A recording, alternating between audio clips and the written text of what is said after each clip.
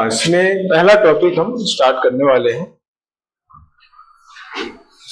Unit first में जो heading थी उसको हमने पढ़ा था समाजशास्त्र की आधारभूत संकल्पना। ये टॉपिक आपके सिलेबस में हेडिंग के रूप में दिया गया है। फिर उस हेडिंग के अंतर्गत जो टॉपिक दिए गए हैं उसमें पहला टॉपिक है समाज की भारतीय संकल्पना। ठीक है, पिछली क्लास में मैंने एक तो सोशियोलॉजी की जो पहली यूनिट है उसका सिलेबस डिस्कस किया था। फिर मैंने समाजशास्त्र के उद्भव के बारे में बताया था। फिर समाजशास्त्र की आधारभूत संकल्पना उसके बारे में बताया था, उसका कॉन्सेप्ट बताया था। वैश्विक संदर्भ में इसका कैसे उदय तथा विकास हुआ, भारतीय संदर्भ में समाजशास्त्र को कैसे विकसित किया गया, कैसे इसका अध्ययन स्टार्ट हुआ और कहाँ कहाँ इसको पढ़ाया गया, इसके विकास में, इसके अध्यापन में किन किन समाजशास्त्रियों का योगदान है, ये सारी चीजें हम पढ़ चुके हैं। अब हम आज स्टार्ट करने वाले हैं समाज की भारतीय संकल्पना, यानी समाज का जो भारतीय रूप है, यानी भारत में जो समाज की स्थिति है वैश्विक संदर्भ में वो क्या है, उसकी विशेषताएं क्या है, ये सारी चीजें हम इसके अंतर्गत पढ़ेंगे। तो पहले हमें समाज का समाजशास्त्रीय अर्थ समझना होगा।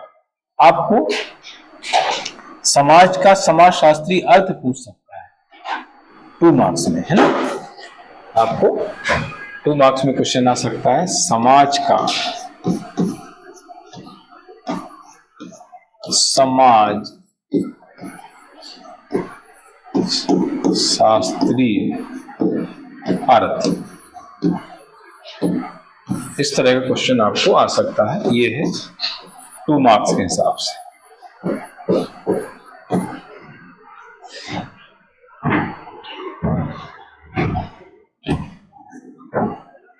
देखिए, समाज जो है समाज शास्त्र का केंद्र बिंदु माना जाता है, या हम ऐसा कहें कि समाज शास्त्र का केंद्र बिंदु अगर कोई है तो वो समाज है, क्योंकि नाम ही उसका समाज शास्त्र है ना। समाज के अध्ययन के लिए ही समाज शास्त्र का उद्भव हुआ है। तो समाज शास्त्र का जो केंद्र बिंदु है या मुख्य विषय है अध्ययन का वो समाज है। आई बात समझ में?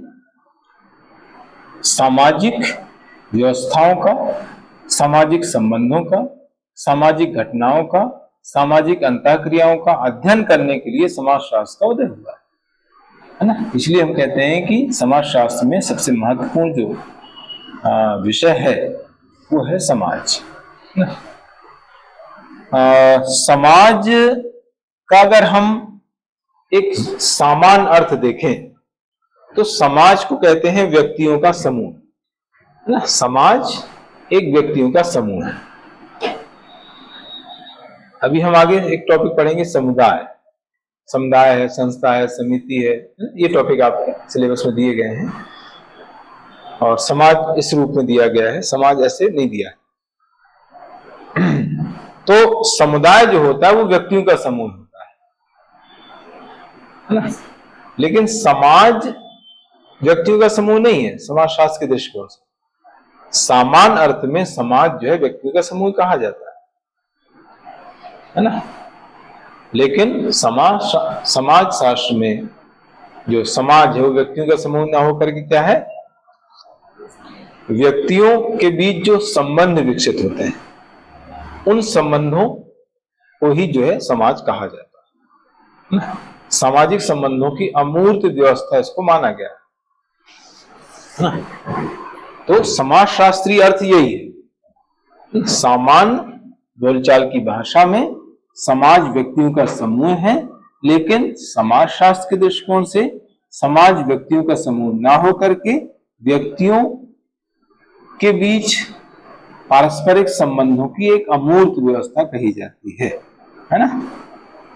अमूर्त हम क्यों बोलते हैं? क्योंकि इसका कोई मूर्त रूप नहीं, इसको हम देख नहीं सकते, इसको हम स्पर्श नहीं कर सकते, इसलिए इसको बोलते हैं अस्पर्शनीय।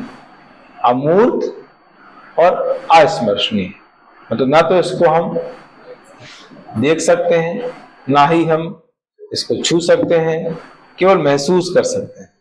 है ना, ये महसूस करने की चीज है। हमारे जो रिलेशन होते हैं किसी व्यक्ति के साथ, उनको हम महसूस करते हैं, दिखाई तो देते नहीं, है ना। हमारे पिता के साथ जो रिलेशन है, हमारी बहन के साथ जो रिलेशन है, माता के साथ जो रिलेशन है, उनको हम सिर्फ महसूस करते हैं, उनको ना हम देख सकते हैं ना छू सकते हैं। इसलिए इनको कहते हैं अमूर्त है। अमूर्त और अस्पर्शनीय इनको कहा जाता है। अमूर्त, अस्पर्शनीय, अदर्शनीय इनको कहते हैं ना। सामाजिक संबंध कैसे होते हैं? तो सामाजिक संबंध होते हैं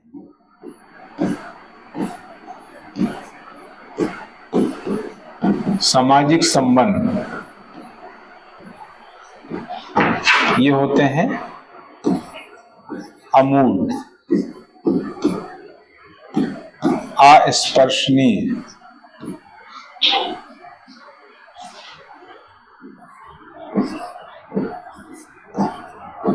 और आदर्शनीय।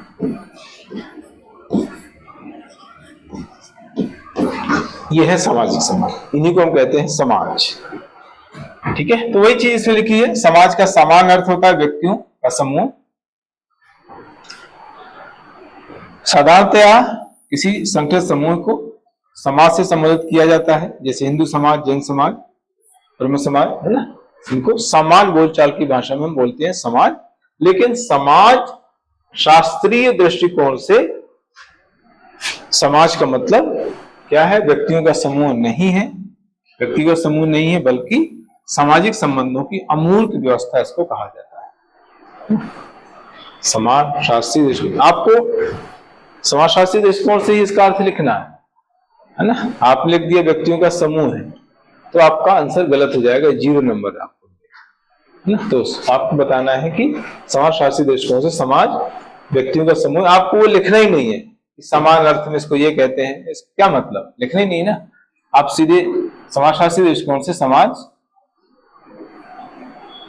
से आशय व्यक्तियों के समूह से है, यानी व्यक्तियों के बीच जो पारस्परिक संबंध विकसित होते हैं, इन संबंधों को ही जो है समाज की संज्ञा दी जाती है। इस तरह से आपको बताना है। इसका फिर और थोड़ा सा क्लियर करके इसका मतलब लिखा हुआ है, व्यक्ति अपनी आवश्यकताओं की पूर्ति के लिए अन्य व्यक्तियों के साथ अंतःक्रिया करते हैं और सामाजिक संबंध विकसित करते हैं। इन्हीं सामाजिक संबंधों को हम समाज कहते हैं। सामाजिक संबंध किस तरह से? यौन संबंध, रक्त संबंध, आर्थिक संबंध, राजनीतिक संबंध, सामाजिक संबंध ये स्थापित करते हैं और इन संबंधों को ही समाज की संज्ञा दी जाती है ना। व्यक्ति जो है अपनी जो जरूरतें हैं उनको पूरा करने के लिए दूसरों के साथ संबंध विकसित करते हैं। जैसे उसको अपने जीवन यापन करना है तो आर्थिक संबंध विकसित करता है ना। उसका कुछ अगर उसको काम कराना है, कोई प्रशासनिक कार्य, कोई राजनीतिक कार्य है, तो राजनीतिक संबंध विकसित करता है, किसी राजनेता से अपने संबंध बनाता है, उससे संपर्क करता है ना। तो इस तरीके से जो है सामाजिक संबंध, राजनीतिक संबंध, आर्थिक संबंध इनको विकसित करना होता है, इनको स्थापित करना होता है। क्यों करना होता है? क्योंकि व्यक्ति को अपनी जरूरतें पूरी करना है ना। तो एक व्यक्ति अपनी जरूरतों को पूरा करने के लिए अन्य लोगों के साथ कुछ संबंध विकसित करता है। वो संबंध यौन संबंध भी हो सकते हैं, रक्त संबंध भी हो सकते हैं, सामाजिक संबंध, आर्थिक संबंध, राजनीतिक संबंध, इन सभी संबंधों की जो अमूर्त व्यवस्था है उसी को हम कहते हैं समाज। ठीक है। फिर इनका स्टेटमेंट, ये बहुत फेमस स्टेटमेंट है मैकावर पेज का। समाज सामाजिक संबंधों का एक जाल है ना। ये जो है आपको 2 मार्क्स में कोटेशन पूछ सकता है, 2 मार्क्स के हिसाब से। अब ये बहुत फेमस कोटेशन है। पहले जब ये सब्जेक्ट प्री में हुआ करता था तो वहां पर प्री में ऐसे क्वेश्चन आ जाते थे कि समाज सामाजिक संबंधों का जाल है, ये किसने कहा। तो यहां पर भी आपको 2 मार्क्स में पूछ सकता है, जैसा पिछले पेपर में पूछा गया है ना। मैकावर पेज ने जो है समाज को किस तरह से परिभाषित किया, ऐसा क्वेश्चन आ सकता है। या उनका कोटेशन देके पूछ सकता है ये किसका कोटेशन है, ठीक है। तो इस तरीके से क्वेश्चन आगे बन सकते हैं समाज से रिलेटेड। तो ये हो गया यहाँ तक। तो इसका इंग्लिश भी है, इसका अर्थ लिखा है और मैकैवर पेज का कोटेशन लिखा है, सोसाइटी से संबंधित, समाज से संबंधित।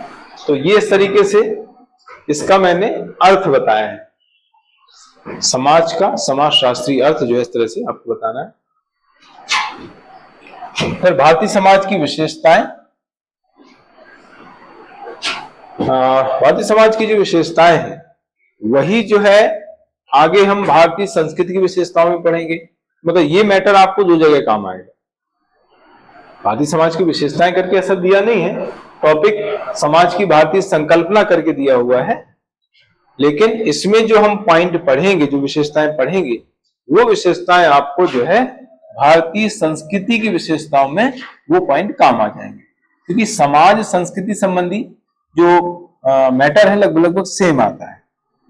हमारा जो समाज है वो विश्व में सबसे समृद्ध, समाज और संस्कृति दोनों की हम बात करें, भारतीय समाज तथा भारतीय जो संस्कृति है वो विश्व में सबसे समृद्ध है, सबसे प्राचीन है, इसलिए उसको बोलते हैं सनातन।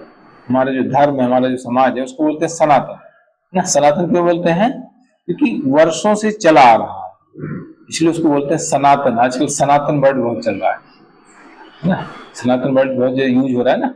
तो सनातन का मतलब होता है जो बहुत पहले से व्यवस्था चली आ रही हो, उसको बोलते हैं सनातन, ठीक है। तो भारतीय जो समाज है, भारतीय जो संस्कृति है, भारतीय जो धर्म है वो वर्षों पुराना है, वर्षों से चला आ रहा है और उसमें बहुत ज्यादा फेरबदल भी नहीं हुआ है। पुरानी मान्यताएं आज भी जो है प्रचलित है, वेदों को हम आज भी मानते हैं कि वर्षों पुराने वेद हैं, उनको भी हम आज मानते हैं, सम्मान देते हैं, उसमें जो भी बातें कही गई हैं उनको हम मानते हैं, है ना, उनका पालन करते हैं। तो यही है सनातन। तो भारतीय समाज जो है विश्व में, भारतीय समाज और संस्कृति विश्व में प्राचीनतम और समृद्धतम संस्कृति समाज माने जाते हैं। भारतीय संस्कृति के लिए जो है पंडित जवाहरलाल नेहरू का एक स्टेटमेंट भी है, हम आगे पढ़ेंगे संस्कृति के वहां पर। उन्होंने संस्कृति को लेकर कहा है कि भारतीय संस्कृति का विश्व में वही स्थान है जो विभिन्न नक्षत्रों में चंद्रमा का है। भारतीय समाज संस्कृति का विश्व में वही स्थान है, वही महत्व है जो विभिन्न जो नक्षत्र हैं, जो तारे हैं, उनमें जो चंद्रमा का स्थान है, वही स्थान भारतीय संस्कृति के विश्व में माना जाता है। ऐसा पंडित जवाहरलाल नेहरू का स्टेटमेंट है। और भारत में विभिन्न धर्मों, संप्रदायों, है ना, जातियों, वर्गों के लोग निवास करते हैं, उनके अलग अलग आचार विचार हैं, है ना, और उनकी वेशभूषा, उनका बोलचाल, है ना, खान पान, रहन सहन सब अलग है, लेकिन उनमें कुछ समानता है, उनमें कुछ एकता है, जिसको हम कहते हैं विविधता में एकता, है ना। विविधता में एकता करके टॉपिक भी आपके सेकेंड यूनिट में दिया हुआ है। और भारतीय संस्कृति की विशेषताओं में भी हम पढ़ते हैं। विंसेंट स्मिथ ने जो है भारतीय संस्कृति की एक विशेषता बताई है, जिसको कहते हैं विविधता में एकता, है ना। यहाँ पर बहुत सारी विविधताएं हैं और उनके बीच फिर एकता है ना। एकता क्या है? सभी लोग जो है मोक्ष प्राप्ति के लिए प्रयास करते हैं, इससे सभी धर्मों में मोक्ष की कल्पना की गई है। तो मोक्ष प्राप्ति की वजह से जो है लोग सही आचरण करते हैं, सदाचार, है ना, अच्छे आचरण करते हैं। उनको ऐसा लगता है कि भाई अगर हम गलत करेंगे तो नरक में जाएंगे, है ना, तो नरक से बचने के लिए हमें मोक्ष नहीं मिलेगा, तो इसलिए जो है लोग अच्छे आचरण करते हैं। तो ये धारणा सभी में है मोक्ष प्राप्ति की। और सभी अतिथि सत्कार करते हैं, बड़ों का सम्मान सभी लोग करते हैं, छोटों को स्नेह सभी देते हैं। तो ये कुछ ऐसी समानताएं हैं या एकता का भाव पाया जाता है। इसी को हम कहते हैं अनेकता में एकता, जो हम संस्कृति के लिए भी बोलते हैं और समाज के लिए भी बोलते हैं। दोनों में सेम पॉइंट आते हैं, सेम चीजें आती हैं।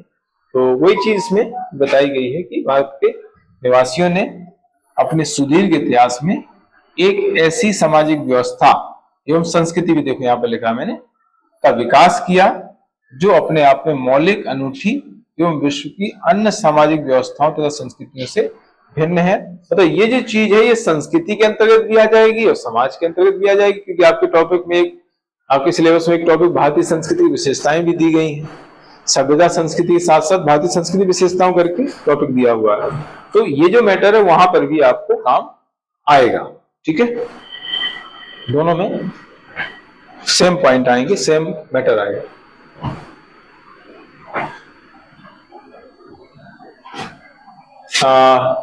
फिर भारतीय संस्कृति की विशेषताओं को जो है मैंने इस तरीके से वर्गीकृत क्लासिफाई करके इसको बताया है। इसका वर्गीकरण ऐसे मैंने किया है, दार्शनिक आधार पर इसकी विशेषताएं, संगठनात्मक आधार पर और अन्य आधार पर, इस तरीके से 3 भागों में बांट करके हम विशेषताएं बता सकते हैं। संस्कृति की विशेषताएं भी बता सकते हैं ऐसे, और समाज की विशेषताएं बता सकते हैं। भारतीय संस्कृति भारतीय समाज की विशेषताएं लगभग सेम है। यहां पर मैंने क्या किया, हेडिंग दी है, इनका डिटेल आपको वहां पर मिलेगा। भारतीय समाज की भारतीय संस्कृति विशेषताओं में इन सभी का डिटेल आपको वहां पर दिया है। ये दार्शनिक आधार पर विशेष है। हाँ, भारतीय संस्कृति विशेषताएं है ना, तो वहां पर जो है ये सारी पॉइंट मिलेंगे और उसका डिटेल मिलेगा। बुकलेट में यहाँ पर डिटेल नहीं किया है, उसका डिटेल वहां पर किया हुआ है, तो रिपीट नहीं हुई इसलिए मैंने उसको वहां पर सिर्फ पॉइंट लिख दिया है। तो दार्शनिक आधार पर विशेषताओं में ऋण तथा यज्ञ है। ऋण तथा यज्ञ मतलब ये टॉपिक भी आपके देखो, ये कुछ चीजें ऐसी हैं जो बात आपके सिलेबस में दी हुई है अलग से, जैसे पंच ऋण है, पंच महायज्ञ, ये टॉपिक ही दिया हुआ है इसी यूनिट में है। ये फर्स्ट यूनिट में ही ऋण यज्ञ दिया है ना टॉपिक, तो वहां पर इसका डिटेल हम पढ़ेंगे। संस्कार करके टॉपिक दिया ही हुआ है, पुराना टॉपिक है ये। तो सर्वधर्म संवाद, धर्मनिरपेक्षता, ये भी दिया हुआ है टॉपिक आपके। ये टॉपिक आपके सेकेंड यूनिट में दिया हुआ है। सेकुलरिज्म दिया ना, ये सेकेंड यूनिट का टॉपिक है, और ये दोनों फर्स्ट यूनिट के टॉपिक है ना। ऋण और यज्ञ क्या होता है, ये व्यक्ति के ऊपर जो है 5 तरह के ऋण होते हैं ना। व्यक्ति के ऊपर 5 प्रकार के ऋण होते हैं। मतलब जब व्यक्ति जन्म लेता है और अपना जीवन यापन करता है तो उसके ऊपर 5 प्रकार के ऋण आ जाते हैं, है ना। एक ऋण देव ऋण होता है, एक देव या ब्रह्म ऋण भी बोलते हैं, एक ऋषि ऋण होता है। ऋषि मतलब गुरु का ऋण, है ना। देवताओं का ऋण है कि भाई आप जिंदा हैं, है ना, देवताओं का आशीर्वाद है कि आप जिंदा बचे हैं नहीं तो मर जाते कोरोना में, है ना। ऋषि ऋण आपके ऊपर गुरु का ऋण है कि आपके गुरु ने जो है आपको योग्य बनाया है, आपको ज्ञान दिया है ना। फिर पितृ ऋण होता है, पिता ने आपको, पितृ में तो माता पिता दोनों उसमें आ जाते हैं, माता पिता ने आपको जन्म दिया है तो उन पर आपका ऋण है ना। फिर एक अतिथि ऋण होता है। अतिथि मतलब आपके नाते रिश्तेदार, नाते रिश्तेदार उन्होंने भी जो है आपका सपोर्ट किया है किसी न किसी रूप में, है ना। आप कुछ बने हैं, आप इस योग्य हुए हैं, तो उसमें जो है कहीं ना कहीं आपके नाते रिश्तेदारों का भी योगदान होता है, कोई ना कोई सपोर्ट उन्होंने डायरेक्ट इनडायरेक्ट किया होगा, है ना। एक मनुष्य ऋण होता है ना। एक भूत ऋण होता है ना। भूत यानी ये जो पर्यावरण है इसका भी ऋण है ना। पर्यावरण की वजह से जो है आप जीवित हैं, आपको स्वच्छ हवा मिल रही है, पानी मिल रहा है ना, स्वच्छ जल आपको मिल रहा है। तो ये सारे 5 प्रकार के ऋण होते हैं, और इन्हीं ऋण को मतलब इन ऋणों से उऋण होने के लिए उसे 5 प्रकार के यज्ञ करना होते हैं। इनको बोलते हैं पंच महायज्ञ, है ना। इन्हीं नाम से जो है यज्ञ भी है। तो दोनों चीजें आपके सिलेबस में अलग से भी दी हुई हैं, और यहां पर भी हम हल्का सा उसका डिटेल करेंगे, है ना। इनका डिटेल भी शॉर्ट में करना पड़ेगा, बाकी अलग से डिटेल में हमको पढ़नी है। संस्कार 16 संस्कार आपको पढ़ना है, सिलेबस में दिए हुए हैं ना। ये संस्कार जो होते हैं ये व्यक्ति के जीवन को परिष्कृत करने के लिए, परिमार्जित करने के लिए, है ना। और परिशुद्ध करने के लिए जो है ये संस्कार किए जाते हैं, और उसको समाज के लिए उपयोगी बनाने के लिए, है ना, एक व्यक्ति समाज के लिए उपयोगी हो, समाज के लिए कुछ दे सके, इसके लिए संस्कार किए जाते हैं। तो ये संस्कार 16 संस्कार, सर्वधर्म समभाव, धर्मपेक्षता, सभी धर्मों को समान भाव से देखना, इसको बोलते हैं सर्वधर्म समभाव। ये भारतीय संस्कृति की, भारतीय समाज की खास विशेषता होती है कि जो है हमारे यहाँ पर सभी धर्मों को समान माना जाता है, सभी के साथ एक जैसा व्यवहार किया जाता है। इसी को हम धर्मनिरपेक्षता कहते हैं। राजनीतिक दृष्टिकोण से धर्मनिरपेक्षता कही जाती है, जिसमें सरकार जो है किसी प्रकार का धार्मिक मामलों में कोई भेदभाव नहीं करती है, सभी धर्मों के अनुयायियों को सम्मान देती है और किसी तरह का कोई हस्तक्षेप नहीं करती है सरकार। इसको बोलते हैं धर्मनिरपेक्षता। इसका भी डिटेल हम आगे करेंगे। ये संगठनात्मक आधार पर है। वर्ण व्यवस्था, ये भी टॉपिक आपके सिलेबस में दिया है, पहले भी था, अभी भी है। आश्रम व्यवस्था, ये भी टॉपिक है। जाति व्यवस्था, संयुक्त परिवार, ये भी टॉपिक है। कुटुंब के रूप में इसको जो है दिया गया है। मैंने फर्स्ट डे बताया था सिलेबस, तो उसमें बताया था कि कुटुंब को जो है ज्वाइंट फैमिली इंग्लिश में लिखा हुआ है। तो ये सारे टॉपिक आपको डिटेल में पढ़ना है जो दिए हुए हैं।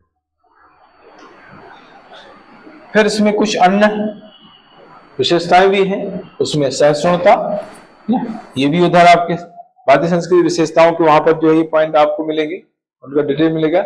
सहिष्णुता, टॉलरेंस इंग्लिश में कहा जाता है। सहिष्णुता का मतलब होता है सहन करना, इसका शाब्दिक अर्थ होता है सहन करने की क्षमता। अगर कोई व्यक्ति सामने वाले के भिन्न विचारों को, सामने वाले का विचार अलग है, सामने वाले का धर्म अलग है, सामने वाले की नागरिकता अलग है, सामने वाले की सोच अलग है, उसके बावजूद उसकी बात को सुनता है, उसकी बात को नकारता नहीं, अगर वो उचित है तो उसको कहते हैं सहिष्णुता ना। एक व्यक्ति जब दूसरे व्यक्ति के भिन्न विचारों, भिन्न धर्म, भिन्न नागरिकता, भिन्न जाति के बावजूद जो है जब उसको मानता है, उसको स्वीकार करता है, उसको सुनता है, तो उसको कह देते हैं सहिष्णुता। अगर ऐसा नहीं है तो उसको असहिष्णुता बोला जाता है ना। और असहिष्णुता का जो दुष्परिणाम होता है वो सांप्रदायिक हिंसा होती है। असहिष्णुता की वजह से सांप्रदायिक हिंसा होती है। दो धर्म के जो लोग हैं वो आपस में झगड़ जाते हैं, झगड़ने लगते हैं, है ना। क्यों झगड़ते हैं? क्योंकि उनमें सहन करने की क्षमता नहीं, है ना। एक धर्म की अच्छी चीजों को सहन नहीं कर पाता है, अपने आप को, जो अपने धर्म को बड़ा बताता है ना, उससे बड़ा बताता नहीं, हमारा धर्म आपसे बड़ा है, हमारे यहाँ पर अच्छी चीजें हैं, तुम्हारे धर्म में अच्छी चीज नहीं है। तो ये असहिष्णुता का भाव होता है ना। तो इसको कहते हैं सहिष्णुता। सहिष्णुता से ही जो है सर्वधर्म समभाव आता है। सर्वधर्म समभाव और सहिष्णुता ये जो है संबंधित है, एक दूसरे के पूरक हम कह सकते हैं, है ना। अगर सर्वधर्म समभाव है तो सहिष्णुता का भाव जागृत होता है, अगर नहीं है तो असहिष्णुता आती है, और इससे जो है कहीं ना कहीं सांप्रदायिक समस्या पैदा हो जाती है। भारत में सांप्रदायिक समस्या कहीं कहीं जो उजागर होती है वो असहिष्णुता की वजह से होती है, और उससे जो हिंसा होती है, दंगे भड़कते हैं, ठीक है। तो ये है सहिष्णुता, इसका डिटेल आपको आगे मिलेगा। समन्वयवादिता, समन्वयवादिता का मतलब होता है कि भौतिकवाद और आध्यात्मवाद, इन दोनों के बीच समन्वय, है ना, दोनों के बीच कोऑर्डिनेशन। भौतिकवाद,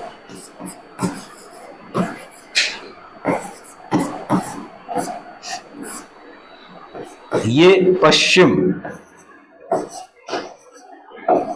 पश्चिमी सभ्यता का है, पश्चिमी सभ्यता।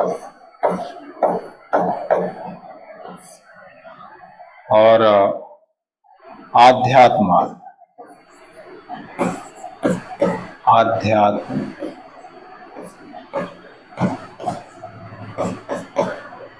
ये है पूर्वी सभ्यता।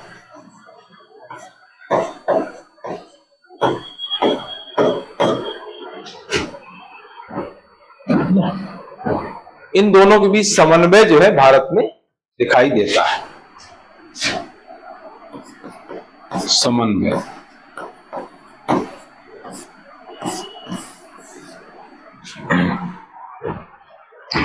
है ना, दोनों का मिक्स यहां पर चलता है।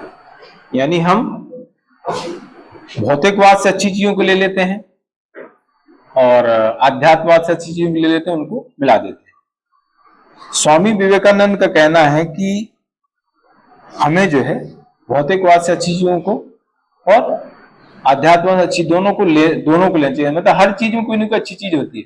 ऐसा नहीं हम कह सकते कि सब हर चीज बुरी है, हर चीज अच्छी है। बुराई अच्छाई सभी में होती है।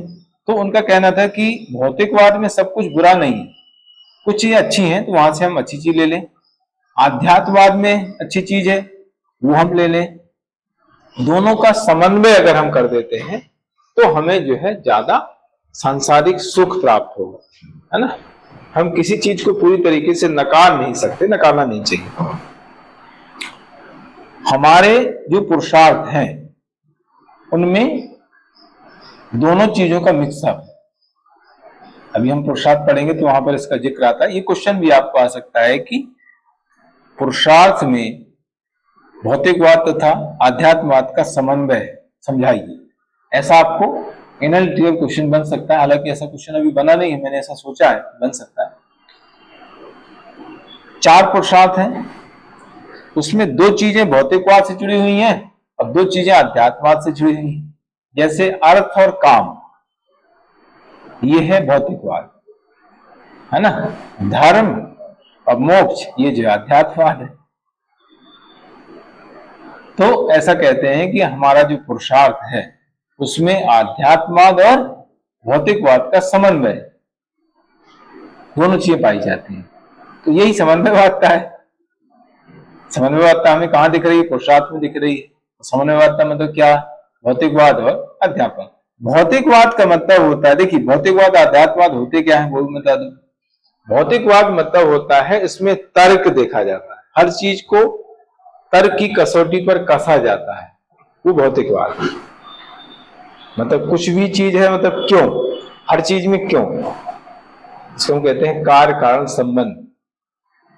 जो साइंस में खास साइंस का आधार, विज्ञान का आधार क्या है? कार्य कारण संबंध। मतलब कोई चीज है तो क्यों है, कोई घटना दुर्घटना घटित हुई है तो उसका कारण होगा, है ना। इसी को हम कहते हैं कार्य कारण संबंध। ये भौतिकवाद का खास विषय है, आधार, है ना। लेकिन आध्यात्मवाद में विश्वास चलता है, मतलब ईश्वर है, मतलब विश्वास है मतलब ईश्वर है। लेकिन भौतिकवाद क्या कहता है कि भाई आप सिद्ध करके बताओ ईश्वर कैसे, प्रूव करो है ना। गणेश जी ने दूध पिया तो हमने मान लिया कि भाई चलो पी लिया होगा, है ना, एक विश्वास कर लिया है। लेकिन वहां पर फिर वैज्ञानिक आए, कैसे पिया है, पत्थर की मूर्ति कैसे पीगी, तो उसमें फिर पृष्ठनाव देखेंगे, है ना, सरफेस टेंशन, फिर केशकत्व है, उसकी वजह से उन्होंने देखा कि भाई देखो पृष्ठनाव की वजह से ऐसा हो सकता है है ना। तो इस तरीके से भौतिकवाद में तर्क देखा जाता है और आध्यात्मवाद में विश्वास चलता है ना। तो दोनों का कॉम्बिनेशन जो है हमारे यहाँ पर अपनाया गया है इंडिया, भारतीय समाज। अनुकूलनशीलता, अनुकूलनशीलता का मतलब होता है कि अनुकूलन मतलब एडॉप्ट करना, किसी चीज को स्वीकार करना। इसी को हम कहते हैं आत्मसातीकरण। इसी का एक और वर्ड है आत्मसातीकरण। आत्मसातीकरण।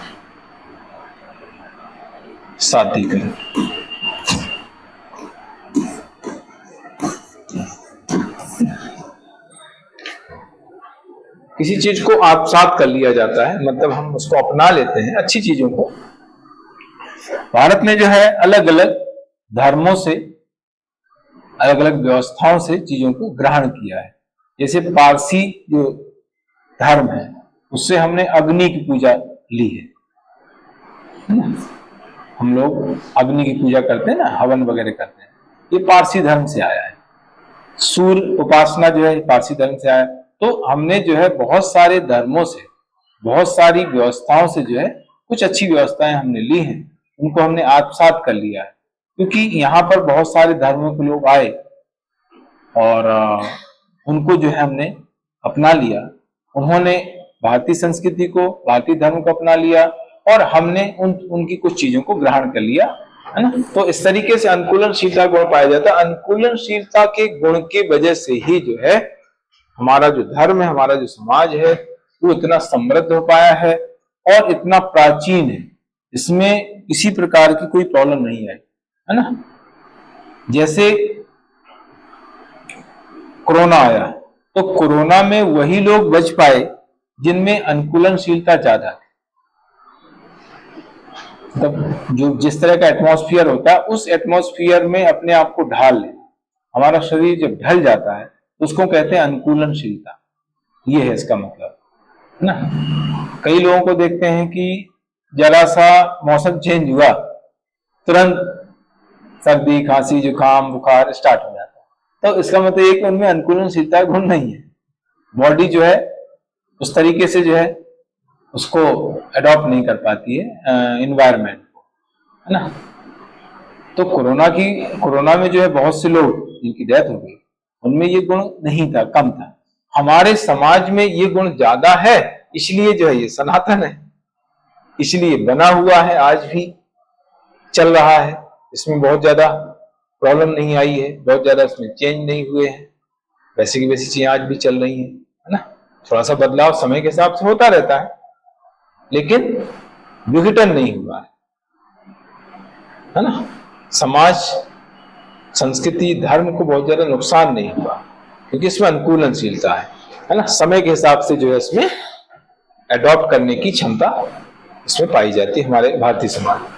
तो ये है प्राचीनता, स्थायित्व। ये देखो उसी की वजह से, अनुकूलनशीलता की वजह से प्राचीनता है और स्थायित्व है ना। आज भी जो है चीजें वर्षों पुरानी चल रही है। जैसे मैंने बताया कि वेदों को आज भी मान्यता दी जाती है। वेद है, उपनिषद है, आरण्यक है, इनको आज भी लोग मानते हैं, है ना। जैन धर्म है, बौद्ध धर्म, ये भी भारतीय समाज, भारतीय संस्कृति के हिस्से हैं। तो इनको जो है आज मानते, कितने पुराने धर्म है, आज भी प्रचलित है। विविधता में एकता, ये विंसेंट स्मिथ ने भारतीय समाज, भारतीय संस्कृति विशेषता बताई है। मैंने भी बताया कि विविधता में एकता मतलब बहुत सारी विविधताएं हैं। ये भी टॉपिक आपके सिलेबस में अलग से दिया है, सेकेंड यूनिट में है ये, विविधता में एकता करके। तो उसमें पहले आपको बताना है क्या क्या विविधताएं हैं और फिर बताना है कि उन विविधताओं के बावजूद क्या समानताएं हैं। पहले असमानताएं बता दी और फिर समानताएं बता दी। अलग अलग क्षेत्र में असमानताएं बताना है ना। जैसे भारत में जो है अलग अलग धर्मों के लोग निवास करते हैं, अलग अलग संप्रदाय, अलग अलग जातियों, वर्गों के लोग हैं, है ना। उनका खान पान अलग है, उनका बोलचाल अलग अलग, भाषाएं बोलते हैं, बोलियां बोलते हैं, है ना। उनका रहन सहन अलग है, उनकी वेशभूषा अलग है, खान पान अलग है ना। उनके विचार अलग हैं, उनकी मान्यताएं अलग हैं, उनके विश्वास अलग है ना। रीति रिवाज अलग है। लेकिन इन असमानताओं के बावजूद, इन विविधताओं के बावजूद बहुत सारी समानताएं हैं। बहुत सारी समानताओं में ये है कि सभी जो है अतिथि सत्कार, यानी अतिथियों का स्वागत करते हैं, बड़ों का सम्मान सभी करते हैं, छोटों को स्नेह सभी देते हैं। सभी में जो है एक राष्ट्र प्रेम का भाव, कुछ अपवादों को छोड़कर सभी में राष्ट्र प्रेम पाया जाता है। अपने देश के प्रति जो है लगाव होता है, प्रेम होता है ना। अपने समाज के प्रति प्रेम होता है, अपनी संस्कृति के प्रति प्रेम होता है, अपने रीति रिवाजों के प्रति लगाव होता है ना। और सभी में मोक्ष का भाव है। हर व्यक्ति जो है, हर धर्म में जो है मोक्ष की कल्पना की गई है और इस मोक्ष को प्राप्त करने के लिए व्यक्ति जो है अच्छे आचरण करता है ना, सदाचार का ध्यान रखता है। तो ये सारी चीजें सब में अपवाद है, तो इसको कहते हैं विविधता में एकता। ये विंसेंट स्मिथ ने जो है ये कोटेशन दिया है कि भारत की सबसे बड़ी जो विशेषता है वो है विविधता में एकता। तो ये इस तरीके से टॉपिक आप लोगों का पूरा हो जाता है, समाज की भारतीय संकल्पना, पहला टॉपिक। फिर दूसरा टॉपिक इसमें आता है परिवार। जैसे मैंने बताया था कि पहले दिया है कुटुंब करके और फिर दिया है परिवार, और परिवार फिर आगे भी एक टॉपिक दिया है, मतलब परिवार का 2 जगह उल्लेख है ना। तो कुटुंब को हम कब पढ़ेंगे, जब परिवार पढ़ लेंगे, है ना, क्योंकि परिवार का एक प्रकार है संयुक्त परिवार या कुटुंब। परिवार के 3 प्रकार होते हैं, एक मूल परिवार है, नाभिकीय परिवार, न्यूक्लियर फैमिली, दूसरा होता है संयुक्त परिवार, तीसरा विस्तृत परिवार, विस्तारित परिवार। तो हम जब परिवार को समझ लेंगे, परिवार का मीनिंग, परिवार के लक्षण विशेषताएं, परिवार के प्रकार, है ना, ये जब समझ लेंगे तो फिर परिवार के टाइप्स पढ़ेंगे, परिवार के प्रकार, है ना, परिवार के भेद। तो उसमें जो है मूल परिवार, संयुक्त परिवार, विस्तृत परिवार, उनका डिटेल पढ़ेंगे, तो वहां पर कुटुंब या संयुक्त परिवार पढ़ने को मिलेगा। पिछले बार परिवार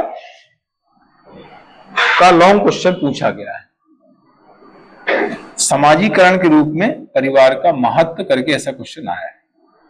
लॉन्ग क्वेश्चन 10 नंबर में पूछा गया है, और मैंने जब क्लास ली थी उस समय बताया था कि परिवार से क्वेश्चन तो लॉन्ग आना ही आना है। संयुक्त परिवार के विघटन कारण ये मैंने बताया था वो नहीं आया, तो इस बार उसके आने की संभावना बहुत ज्यादा है। संयुक्त परिवार के विघटन कारण एक इंपॉर्टेंट टॉपिक है ये। और संयुक्त परिवार के प्रकार, यानी परिवार के कार्य, प्रकार भी बोलते हैं, फंक्शंस, ये क्वेश्चन आपके सिलेबस में पिछली बार पूछा गया है। तो सबसे इंपॉर्टेंट इसमें 2 ही चीजें हैं, एक तो परिवार के कार्य या फंक्शंस, दूसरा संयुक्त परिवार का टॉपिक पूरा। संयुक्त परिवार के लक्षण है, इसका महत्व है ना, इसके नेगेटिव पॉइंट हैं, और संयुक्त परिवार के विघटन के कारण, है ना। तो अब इस बार जो है लॉन्ग क्वेश्चन जो आने की संभावना है वो संयुक्त परिवार से आने की संभावना, मतलब परिवार एक बड़ा टॉपिक है। जैसे उसके बाद जो टॉपिक है, हालांकि वंश का भी बड़ा क्वेश्चन आया है, लेकिन वंश छोटा टॉपिक माना जाता है ना। परिवार है और उधर वर्ण व्यवस्था है, आश्रम व्यवस्था है, संस्कार है, पुरुषार्थ है, ये बड़े टॉपिक है। यहां से लॉन्ग क्वेश्चन मतलब बनता ही बनता है। उधर नातेदारी है, ये लॉन्ग क्वेश्चन में आता है। नातेदारी का 2 जगह उल्लेख किया है, मैंने बताया आप लोगों को, नातेदारी 2 जगह उल्लेखित है, यहाँ पर भी लिखा है और 5 यूनिट में वहां पर रिश्तेदारी लिखा हुआ है, इंग्लिश में उसको किनशिप बोलते हैं। ठीक है, तो हम आगे और चर्चा करेंगे कहां से कैसे क्वेश्चन बन सकते हैं। देखिए परिवार जो है, इसमें क्या क्या पढ़ना है, पहले ये इसका फॉर्मूला दिया हुआ है, यहाँ पर प्रस्तावना ये लिखा, प्रस्तावना भी आएगी, इसका फॉर्मेट यहाँ पर दिया है, प्रस्तावना, इसका अर्थ, परिभाषा, विशेषताएं, लक्षण, प्रकृति एक ही है, फिर इसका उद्देश्य, कार्य, प्रकार, जैसे मैं बताया था ये क्वेश्चन आ चुका है 2024 में, यहां से क्वेश्चन बना है। फिर प्रकार के अंतर्गत मूल परिवार, संयुक्त परिवार और विस्तृत परिवार ये आएंगे, फिर उनका डिटेल हम आगे करेंगे, लास्ट में निष्कर्ष। तो इतनी चीजें परिवार के अंतर्गत आपको पढ़ना है। जैसे मैंने बताया था परिवार एक बड़ा टॉपिक है और परिवार से लॉन्ग क्वेश्चन नॉर्मली एग्जाम में आता है और आगे भी आने की संभावना। देखिए परिवार जो होता है वो विवाह का परिणाम होता है। पहले विवाह, फिर परिवार और फिर नातेदारी, ऐसे सीक्वेंस में है। परिवार विवाह का परिणाम है और परिवार और विवाह दोनों का परिणाम नातेदारी होती है। पहले विवाह होगा, विवाह के बाद फिर परिवार का निर्माण होता है और उनके बीच जो नाते रिश्ते बनते हैं उससे नातेदारी का सृजन होता है। ठीक है, तो विवाह, परिवार, फिर नातेदारी, ऐसे हम इसको सीक्वेंस में लिख सकते हैं। पहले होगा विवाह,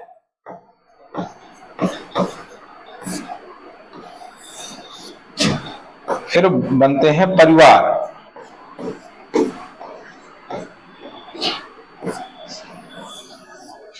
और फिर नातेदारी होती है।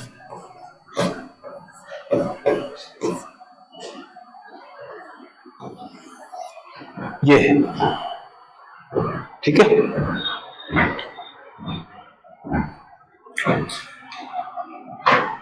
विवाह के माध्यम से स्त्री तथा पुरुष दोनों को यौन संबंध स्थापित करने की सामाजिक स्वीकृति प्राप्त होती है, जिससे संतानों का जन्म होता है।